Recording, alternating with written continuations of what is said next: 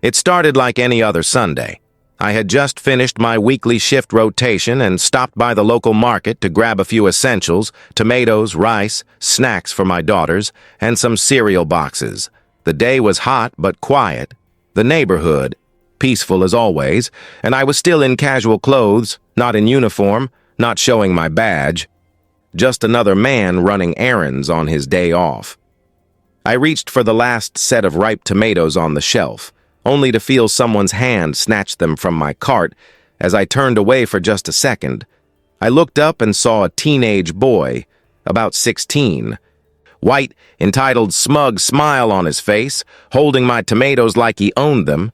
I asked him to hand them back.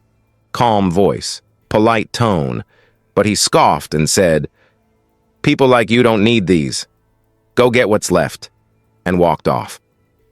I stood stunned for a moment, not because of the loss of tomatoes, but the boldness, the racial venom laced in his tone. I followed slowly, not to escalate, just to get his name, maybe talk to a store manager. Then I heard her voice before I saw her, sharp, commanding, fake sweet at first. "Is he bothering you, honey?" she said to the boy, then turned to me and yelled, "Get away from my son, or I'll call the cops right now." I introduced myself, simply said, "Ma'am, he took something from my cart."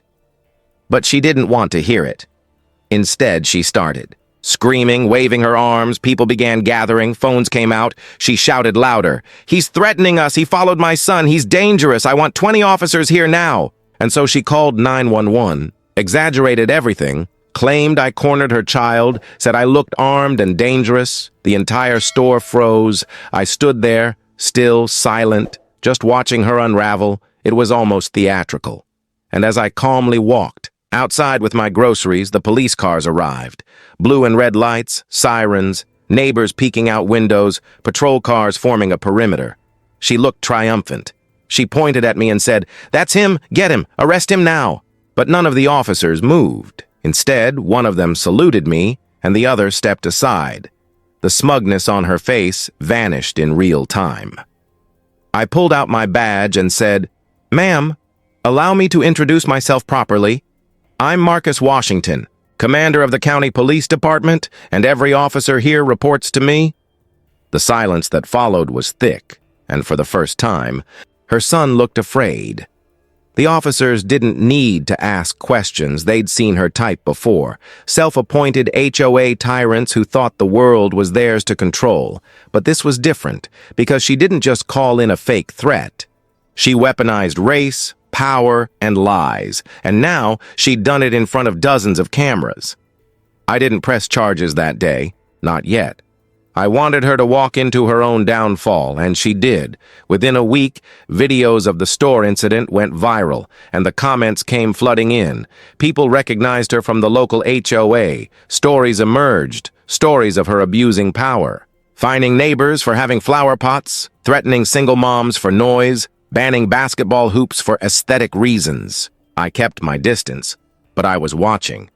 And then things got worse.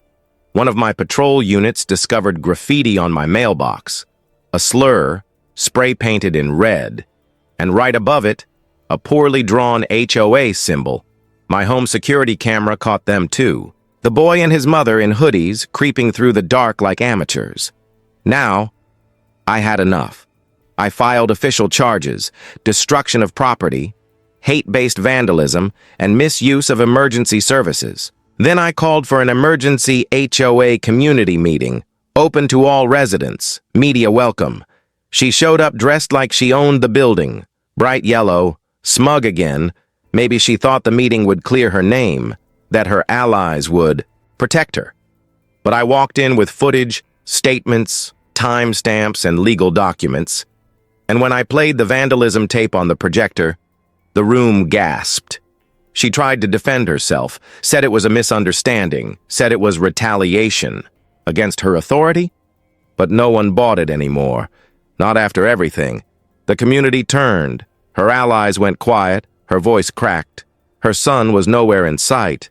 And for the first time, she looked truly cornered. I held a press conference the next morning. Uniform on, cameras rolling.